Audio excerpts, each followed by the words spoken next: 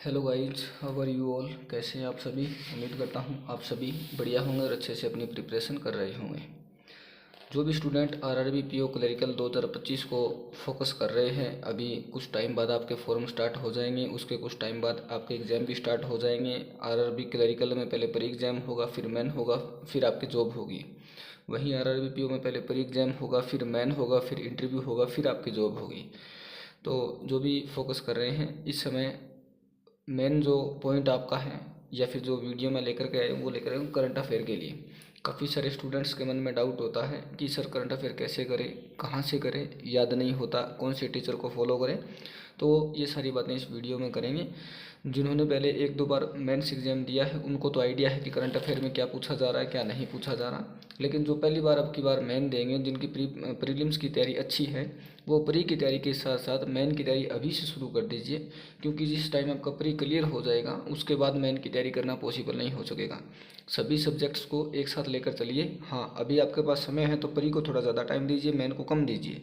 इतने में भी आपका क्वालिफाई हो जाएगा और फर्स्ट अटैम्प्ट में भी आप अच्छे से एग्जाम निकाल सकते हो। काफ़ी सारे स्टूडेंट्स के मन में ये भी भ्रम है कि पहले अटैम्प्ट में तो पेपर निकलेगा ही नहीं। अगर आपकी मेहनत अच्छी है तो बिल्कुल निकल जाएगा। आपको पता है कि एग्ज़ाम में सीटें लिमिटेड होती हैं, लिमिटेड सीटें होती हैं, लेकिन उन लिमिटेड सीटों के लिए आपकी जो मेहनत होनी चाहिए वो अनलिमिटेड होनी चाहिए। जब मेहनत अनलिमिटेड होगी तो लिमिटेड सीटों में एक सीट आपकी होगी। करंट अफेयर की अगर हम बात करें तो यूट्यूब पर भी काफ़ी सारे टीचर हैं, पेड कोर्स में भी काफ़ी सारे टीचर पढ़ाते हैं। आप चाहें तो गौरव गर्ग सर को फॉलो कर सकते हैं, कपिल काठपाल सर को फॉलो कर सकते हैं। और एक मैम है जो ओली बोर्ड पर पढ़ाती हैं, अभी वीडियो बनाते समय मेरे दिमाग से उनका नाम निकल गया है, तो वो मैम भी आप फॉलो कर सकते हैं। अड्डा 247 से जो आशीष गौतम सर, उनको भी फॉलो कर सकते हैं। सारे बेस्ट टीचर हैं, ऐसा नहीं कि टीचर्स। बात यहाँ पर ये आती है कि करंट अफेयर किस तरीके से पढ़ा जाए, किस तरीके से उसके नोट्स बनाया जाए और किस तरीके से उसको रिवाइज किया जाए ताकि करंट अफेयर में हम अच्छा स्कोर कर सकें। और वैसे भी अगर मैं बात आपको बताऊं तो करंट अफेयर एक अनएक्सपेक्टेड सेक्शन है। इसको तो आप जितना रिवाइज करो उतना कम है। क्वांट रीजनिंग, इनमें क्या होता है, रीजनिंग में जैसे हमने पजल बनानी सीख ली, हमें काफ़ी सारी पजल की प्रैक्टिस कर ली, तो पेपर में जो पजल आएगी, हालांकि जो हमने पढ़ी है वो नहीं आएगी लेकिन वैसी ही आएगी तो वो हम बना सकते हैं। क्वांट में भी अगर अर्थमेटिक के, सिंप्लीफिकेशन के, अप्रोक्सीमेशन के या क्वाड्रेटिक इक्वेशन के जो क्वेश्चन हम करते हैं जिस पैटर्न से करते हैं वैसे ही आते हैं। और लेकिन करंट अफेयर एक ऐसा सेक्शन है जो अनएक्सपेक्टेड रहता है। जो चीज़ें आप पढ़ रहे हो, एसबी क्लरिकल में तो करंट अफेयर इतना खतरनाक आता है, पता नहीं एसबी क्लरिकल में जो पेपर बनाते हैं वो कैसे पता चलता है कि जो चीज़ें हमने पढ़ रखी होती है किसी भी एक टॉपिक के बारे में, अगर आपने पूरी छानबीन कर ली, पूरा उसको अच्छे से पढ़ लिया, तो जो हमने पढ़ रखा है वो तो क्वेश्चन में आ जाता है। और आंसर में ऐसी बात पूछते हैं आंसर में कि जो हमने देखी भी नहीं होती है। ऐसा मेरे साथ भी हुआ है, आपके साथ भी होगा। और जो पढ़ाई करते हैं उनके साथ ही होता है, जो नहीं पढ़ते हैं उनके साथ ऐसा नहीं होता। तो आपको पढ़ाई करनी है। और करंट अफेयर के नोट्स मैं कैसे बनाता था, किस तरीके से उसको रिवाइज करता था, इस कॉपी में दिखा देता हूँ। ये मेरी करंट अफेयर की कॉपी है। आप जो टीचर के मैंने नाम बताए हैं उसके अलावा भी टीचर्स हैं, आपको जिस टीचर का समझ में आता है उनमें से एक टीचर को आप फॉलो कर लीजिए ब्लाइंडली।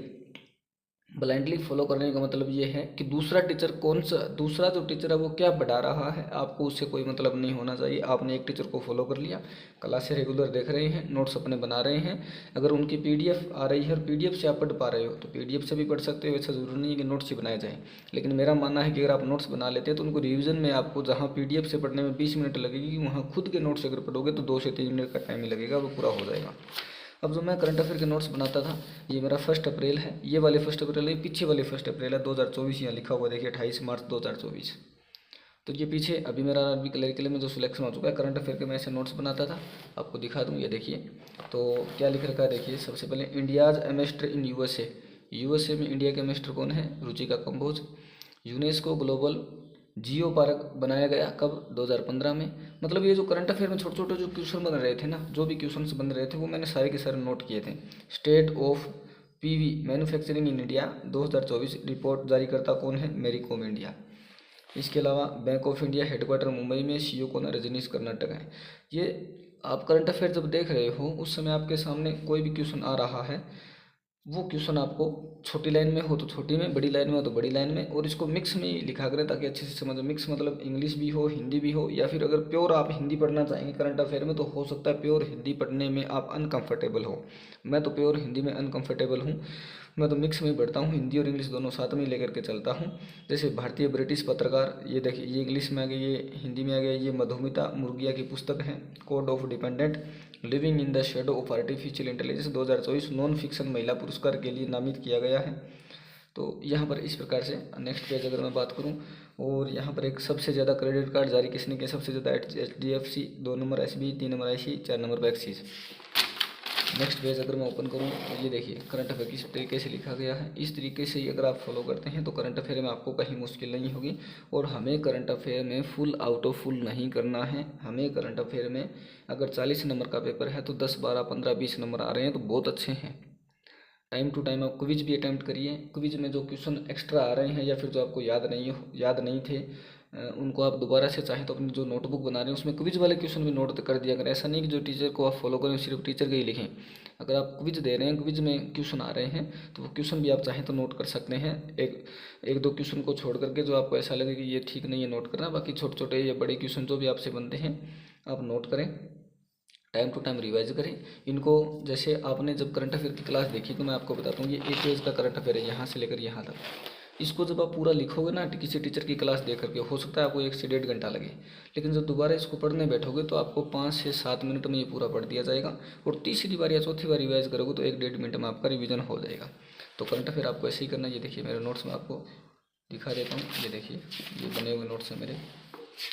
ये देखिए ये मैंने करंट अफेयर खुद अपने हाथों से बनाए हैं। आप भी ऐसे बने। RBI 90 वर्ष पर 40 ग्राम का एक सिल्वर कॉइन लॉन्च किया है जिसका व्यास कितना है, 44 ग्राम है।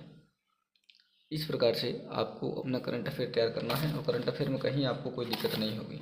वर्ल्ड इन्वेस्टमेंट रिपोर्ट कौन जारी करता है, अंकटाड जारी करता है। वर्ल्ड क्राफ्ट सिटी कौन सी, श्रीनगर है। साउथ अफ्रीका प्रेसिडेंट कौन है, साइरिल रामाफोसा है।